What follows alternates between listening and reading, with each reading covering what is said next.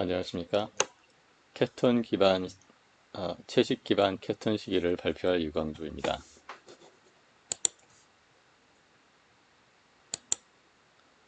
먼저, 어, 식물성 식품, 그러니까 채식에 기반한 케톤 시기가 암을 비롯한 다양한 질환에 유익한 효과를 가져오는 것을 이해하기 위해서 먼저 우리는 생명체가 무엇인가에 대한 간단한 이해가 필요하다 이렇게 생각을 합니다. 이것은 암이 어떠한 질환인가를 이해하는 데 있어서 중요한 관점을 제공하기 때문입니다. 어, 생명체는 하나의 시스템으로서 개방계라고 볼 수가 있습니다. 개방계라는 것은 외부, 그러니까 개체 또는 세포 이외에 바깥을 환경이라고 본다면 환경과 시스템 내에서 세포 사이에, 개체 사이에 물질과 에너지가 교환이 들어오고 나가는 교환이 용이한 그 시스템을 개방계라고 이야기를 합니다. 그런데 이 개방계인 생명체는 진화론적으로 하나의 방향성을 가지고 있다고 볼 수가 있는데 그것은 에너지의 효율성을 고도화하는 방향으로 진화를 하고 있다 이렇게 볼 수가 있습니다. 이 그림은 공성전인데 이 성을 둘러싸고 성을 하나의 시스템으로 본다면 바깥의 환경이라고 본다면 이 환경은 이 시스템 성으로 들어가고자 하고 이 성은 환경으로부터 자신을 보호하려고 하는 것입니다. 이 성의 크기는 일정하게 제약이 될 수밖에 없는데 지나치게 크면은 침입 경로가 많아지고 또 지나치게 작으면 성 내부의 기능을 만들 수 없기 때문입니다.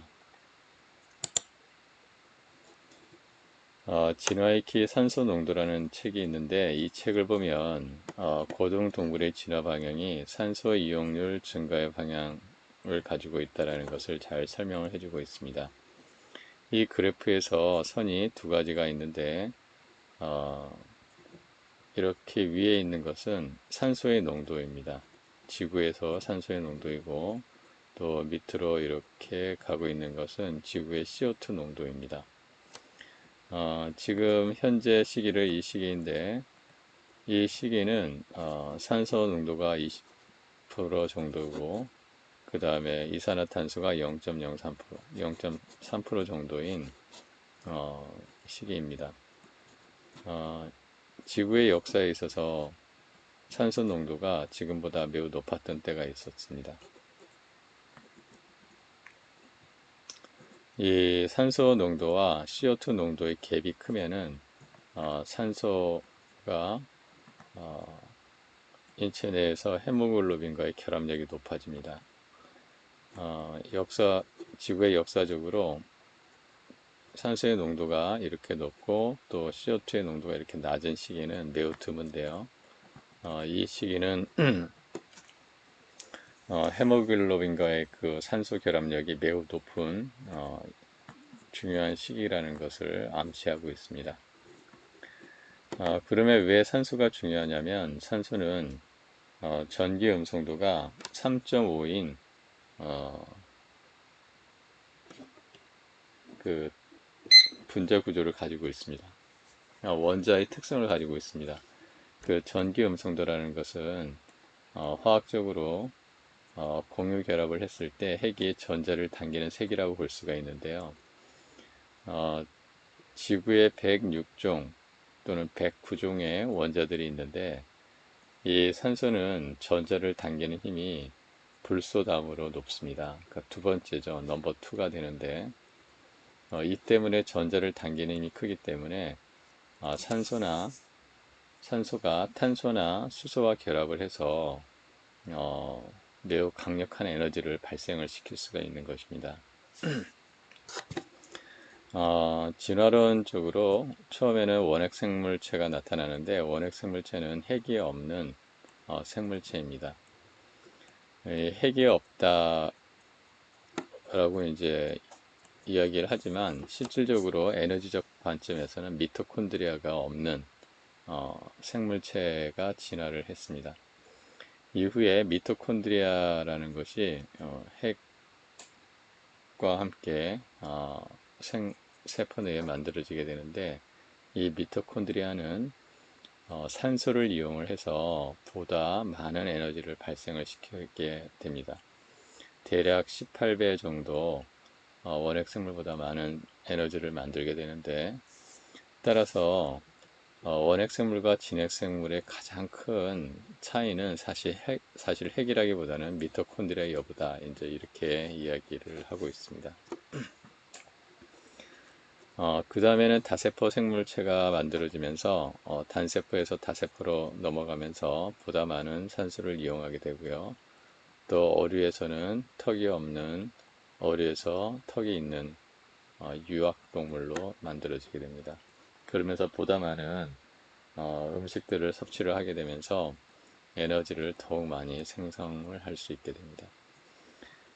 물속에 있던 어류가 육지로 진출하게 되는 진화 압력은 결국 산소 농도가 높다는 거죠. 그리고 물속에서는 산소의 이동이 상대적으로 육지보다 매우 느립니다. 따라서 물속에 있는 어류가 양서류나 파충류로 진화를 할 수밖에 없는 것은 산소 농도가 매우 높기 때문이다. 육지가, 공기가 이제 이렇게 이야기를 하고 있습니다. 파충류 이제로 진화를 하면서 폐포가 조금씩 발달을 하고, 포유류는 파충류와 결정적으로 다른 특징 중에 하나는 횡격막이 만들어지는 것입니다. 그래서 보다 효율적으로 산소를 이용을 할 수 있게 됩니다. 횡격막은 우리가 의지로서 이동을 가능하게 함으로써 산소를 더욱 잘 이용할 수 있게 되고요. 또 적혈구 크기가 감소하고 적혈구 핵이 제거가 됩니다. 여기 그림에 보면은 우측 상단에 있는 이 그림이 인체의 적혈구인데 7.7 마이크로미터로 나타나 있습니다. 그에 비해서 양서류인 개구리는 23 반경이 이렇게 나타나고 있습니다. 그리고 핵이 있죠. 거북이는 20.5, 새는 12.6. 그래서 산소는 이렇게 보다 작아지고 또 핵이 탈락이 됩니다. 구조적으로도 오목하게 돼서 표면적이 17% 정도 증가를 하게 되는데요. 그만큼 많은 이제 산소와 결합을 하게 됩니다. 이 적혈구 하나에는 대략 10만 개의 헤모글로빈이 있는데, 따라서 이 적혈구 하나가 산소 40만 개와 결합을 한다. 이제 이렇게 이야기를 할 수가 있습니다.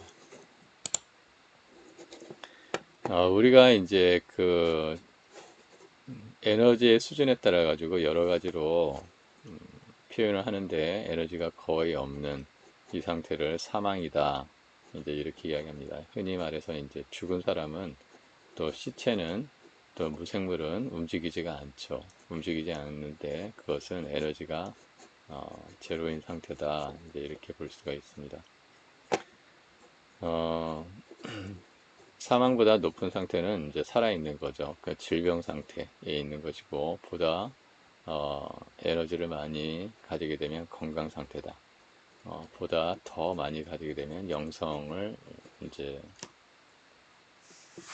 영성이다, 이렇게 이제 표현할 수가 있습니다. 그래서 우리가 생명체가 건강 상태일 때는 이렇게 요동이 있으면서 일정한 항상성 범위에서 에너지를 생성을 하게 되는데, 질병이 있으면서 점점 에너지가 감소하고 결국은 회복 불능의 상태인 사망까지 이를 수 있다, 이렇게 볼 수가 있습니다. 반대로 질병의 상태에 있더라도 에너지를 회복을 하게 되면 다시 건강 상태로 되고, 일정한 요동의 항상성 범위에서 건강 상태를 유지할 수가 있게 됩니다. 암은 6가지 기본 특징을 가지고 있는데 성장 신호를 자극을 합니다. 스스로 성장, 호르몬 같은 것을 발생을 시켜서 스스로 성장 신호를 주는 거고요. 또 무한 증식의 신호를 억제하게 됩니다. 무한 증식을 억제하는 신호를 무시하게 됩니다. 그 다음에 조금 이따 보겠지만 암은 미토콘드리아가 손상이 되어 있습니다. 그래서 에너지 효율성이 낮죠. 에너지 효율이 낮으니까 보다 많은 영양소가 필요하고 이로 인해서 혈관을 계속 뻗어나가게 됩니다. 그래서 암이라는 것은 캔서라고 이제 이야기를 하는데 그 어원은 개, 다리처럼 혈관이 뻗어나가는 모습을 가지고 있기 때문이다. 이제 이렇게 이야기를 합니다. 또 이 정상세포는 복제하는 횟수가 정해져 있는데 암은 무한 복제하고 있다. 또 전이와 침습을 한다. 또 세포 스스로 정상 상태가 아닐 때는 스스로 죽게 되는데 아포토시스 또는 프로그램된 세포 사망 이렇게 이제 이야기를 하는데 그 세포 사망을 세포 프로그램된 세포 사망을 회피를 하게 됩니다. 무엇보다 암이 가장 큰 특징은 미토콘드리아가 손상된 세포라는 것입니다. 그런데 암은 이 미토콘드리아가 손상된 수준이 암마다 제각기 다르다는 것입니다. 미토콘드리아는 세포의 발전소라고 볼 수가 있는데 산소가 있음에도 불구하고 산소를 이용하지 않습니다. 그래서 일종의 발효, 그러니까 원핵 생물 또 미생물처럼 이제 에너지 대사를 이루죠. 그래서 실제로 검사를 조사한 바에 의하면은 보통 산소일 때와 저산소일 때 포도당 소비율, 암의 포도당 소비율이 높습니다. 그래서 왼쪽은 양성, 오른쪽은 이제 악성암인데 악성일수록 산소 이용률이 낮다. 다시 말해서 미토콘드리아가 손상된 수준이 높다. 이제 이렇게 볼 수가 있고요. 또 저산소일 때는 보통 산소가 될 때보다 저산소일 때 더욱 이제 포도당 소비율이 높다. 암이 이렇게 이제 이야기를 하고 있습니다. 그래서 암을 치유하는 방법 중에 하나가 이제 산소 공급을 원활하게 이제 해주는 거죠.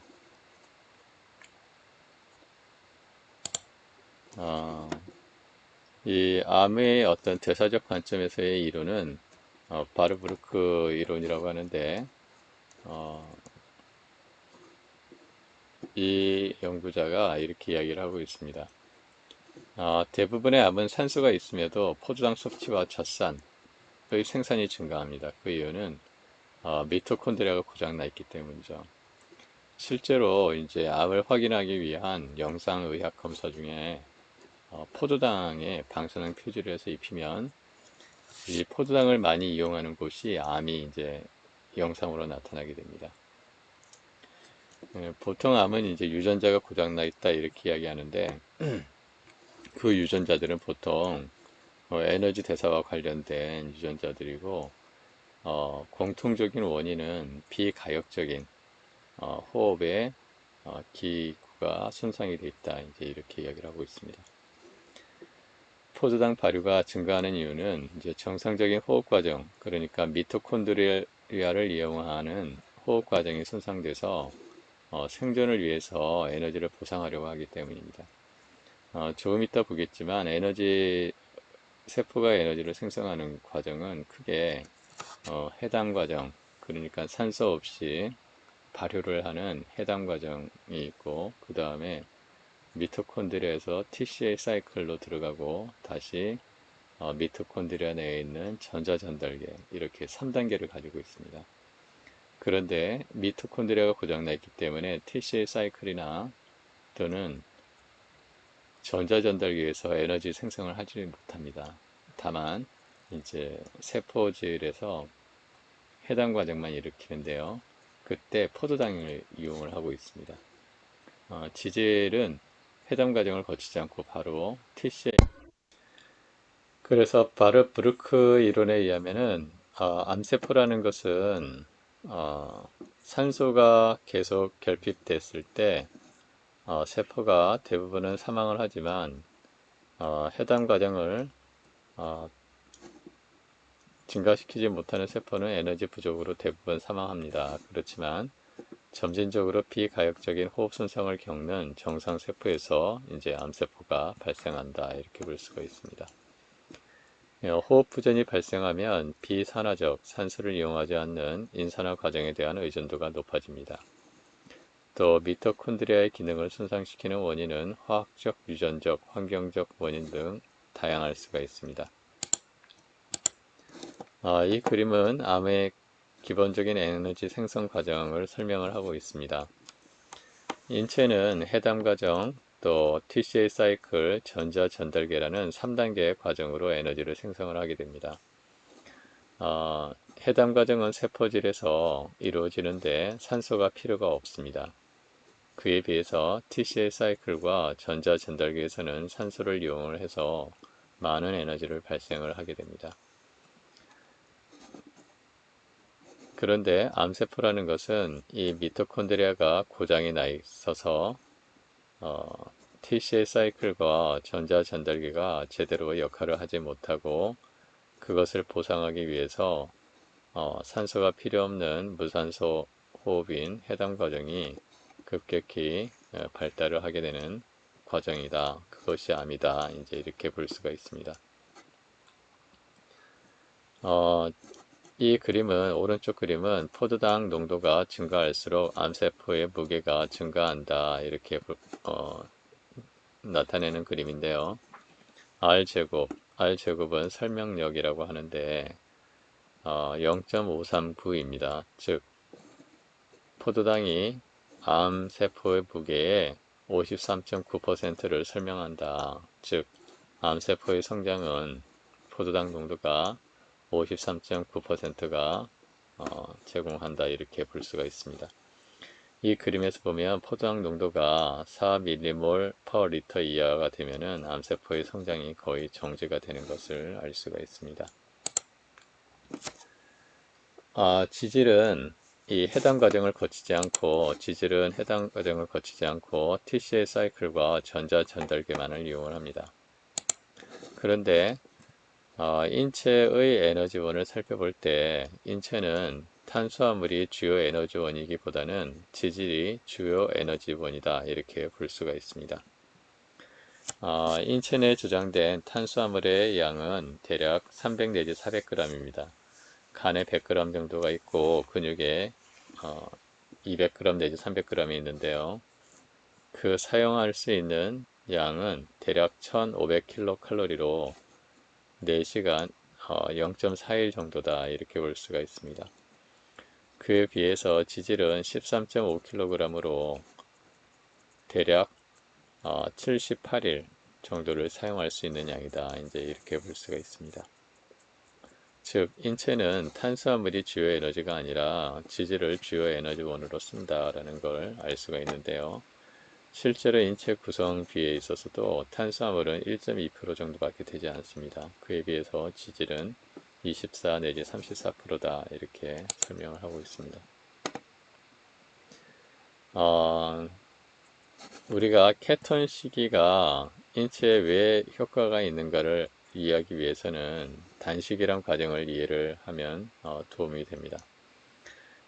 단식은 외부에서 에너지를 제한을 함으로써 세포 내부에서 이제 에너지 변환을 이루는데요. 단식은 연구에 의하면 5단계로 나눌 수가 있습니다. 1단계는 시간당 40g을 사용을 하는데요. 4시간 정도면 그 양이 고갈이 됩니다. 이때 인체 내에 저장된 간이나 근육에 저장된 글리코겐이 포도당으로 방출이 됩니다. 그리고 그것도 16시간이면 거의 고갈이 돼가기 시작하는데요. 이때 당 신생, 아미노산이나 지방산이 포도당으로 전환되어서 당으로 공급을 하게 됩니다. 그것도 이틀이 지나면 감소를 하게 됩니다. 이때가 이제 본격적으로 케톤체가 생성되는 시기인데요. 이때 간과 신장에서 케톤체가 만들어져서 뇌의 주요 에너지를 공급한다 이렇게 이야기를 하고 있습니다.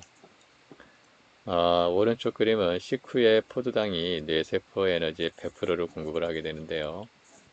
이틀 정도가 지나면 단식 상태에서 베타 하이드록시프틸산과 아세토아세트산이 70% 정도를 공급하고 나머지 30%를 포도당이 뇌세포 에너지로 공급한다. 이제 이렇게 이야기를 하고 있습니다.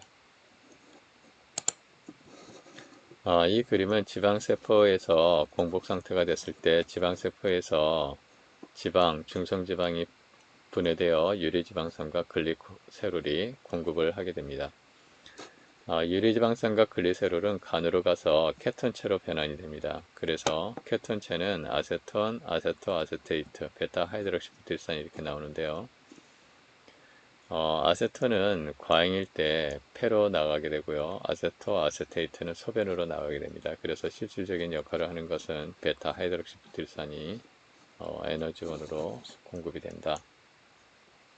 이렇게 이야기를 하고 있습니다.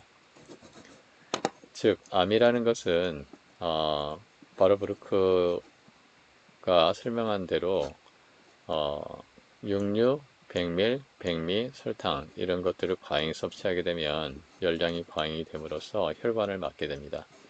그러면 인체 내에 혈액순환이 느려져서 말초에 산소 공급이 느려지게 되는 거죠. 산소가 공급이 제대로 되지 않으면 대부분의 세포는 사망을 하게 되지만 어떤 녀석은 돌연변이를 해서 산소가 없이도 살 수 있는 암으로 변환을 한다. 이렇게 이야기를 하고 있습니다. 그렇다면 왜 케톤 시기가 도움이 되냐? 그것은 세포 청소를 도와주기 때문이다. 이렇게 볼 수가 있습니다. 이것을 이해하기 위해서는 오토파지라는 과정을 이해하는 게 필요한데요. 오토파지는 오토, 스스로란 뜻을 가지고 있고 파지는 먹다란 뜻을 가지고 있습니다. 즉, 외부에서 에너지를 공급을 하지 않게 되면은 세포는 세포 스스로 생존하기 위해서 세포 내부에 있던 엉겨있던 단백질이나 지방, 또 고장난 미토콘드리아를 이용을 해서 재활용을 해서 에너지원으로 이용을 하게 됩니다. 그 과정은 먼저 고장난 미토콘드리아와 엉긴 단백질 등을 마그를 둘러싸서 안전하게 만든 다음에 리소좀이라는 산가수분해 효소 주머니와 결합을 하게 됩니다. 그래서 아미노산, 뉴클레오시드, 지방산, 포도당 등이 만들어져서 재활용을 하게 됩니다. 그리고 동시에 세포 내에 방치됐던 쓰레기가 없어지면서 개체는 자연 치유의 과정을 거치게 된다. 그런데 이러한 오토파지를 촉진하는 것이 케톤체라는 것입니다. 그래서 오토파지가 일어나면은 여러 가지 당뇨도 예방이 되고 또 대식세포가 죽은 세포들을 먹으니까 깨끗해지고 또 뇌 손상도 방지가 되고 또 암세포도 감소할 수 있다. 이렇게 볼 수가 있습니다. 그러면 케톤 시기는 어떻게 하냐 하면은 우리가 3대 영양소인 탄수화물, 지방, 단백질 중에서 탄수화물과 단백질의 비율보다 지방의 비율이 4배면 된다. 이제 이렇게 볼 수가 있습니다. 탄수화물이 3, 단백질이 15이면 18이잖아요. 지방이 72. 그러면 대략 4 이상이 나옵니다. 그래서 케톤 시기를 하시게 되면 하루에 보통 0.3씩 케톤 수치가 높아지게 됩니다.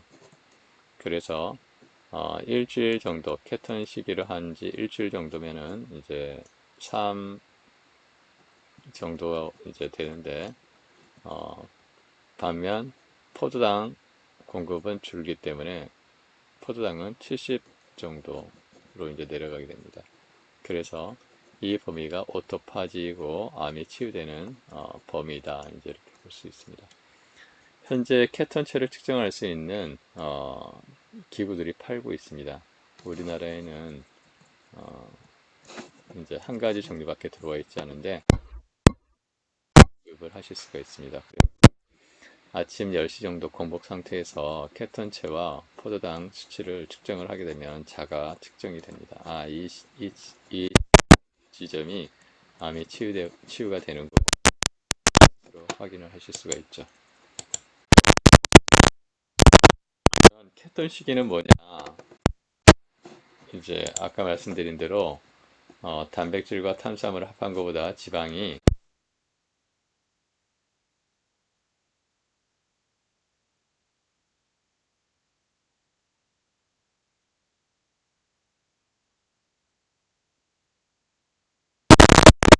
이용을 하는 것이 중에서 이제 대두가 지질 함량이 높은 여기 서빙량이 대략 162kcal고요. 또 코코넛 오일 252 두 개 숟가락이죠. 밥 숟가락으로 두 개 정도면 252kcal를 가지고 있다. 마카다미아 10개면은 283. 이제 280 정도면은 밥 한 그릇 양이죠. 또 피칸 10개 270. 피칸은 이제 처음 식물성 케톤 시기를 할 때 좋은 식품이다 이렇게 볼 수가 있습니다. 맛도 좋고요. 그런데 이제 이 콩류나 견과류 종실류를 이용하실 때는 주의할 점이 하나 있는데 반드시 소금물에 1시간 이상 담그어 가지고 세척을 한 다음에 드시기를 권합니다. 그리고 또 한 가지는 이 콩류나 견과류 종실류들은 나트륨에 비해서 칼륨 수치가 상당히 높습니다. 칼륨 수치가 높기 때문에 반드시 천일염을 첨가해서 드셔야지 나트륨과 칼륨 밸런스가 1대1로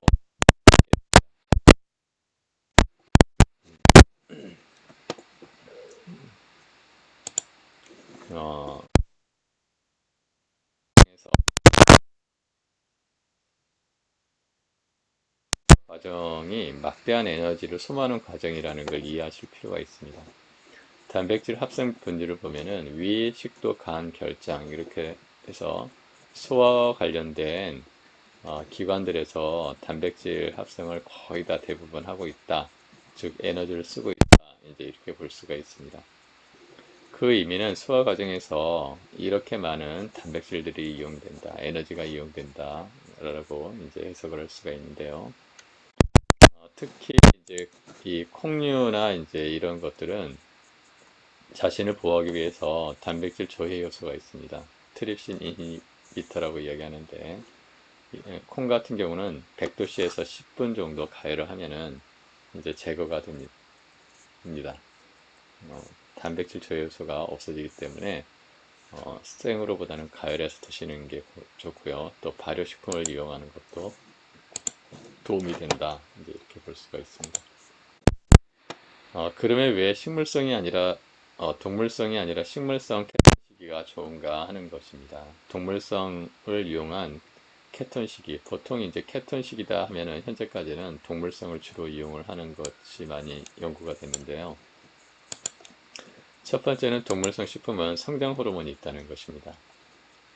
성장 호르몬이 있는데 이 호르몬은 종특이성이 없어요. 그러니까 동물 세포에 있는 호르몬이 사람에게 똑같이 성장 호르몬으로 이제 영향을 주게 됩니다.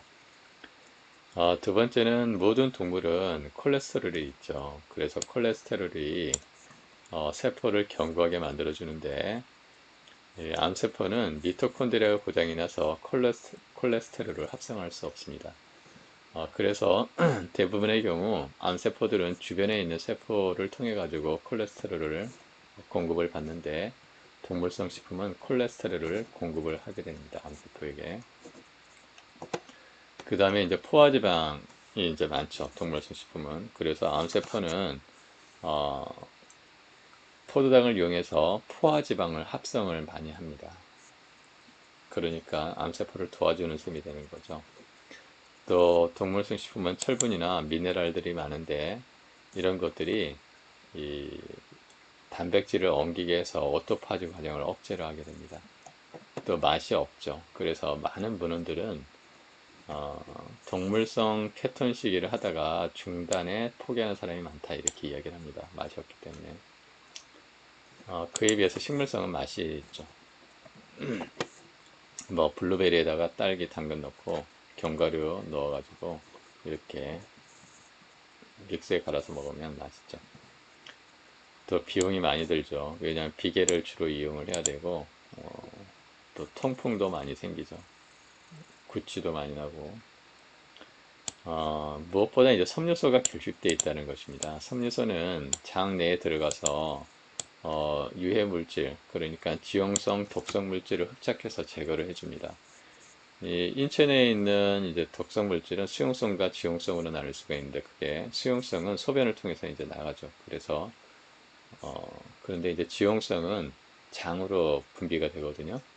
그런데 섬유소가 그것을 흡착을 해서 제거를 해줘야 되는데 섬유소가 없으면 그것이 재흡수가 됩니다. 또 섬유소는 장내 미생물에 의해서 단세 지방산을 공급을 해주죠. 탄소수 4개 이하를 단세 지방산이라고 이야기하는데 이게 케톤체의 공급을 해주는 거죠.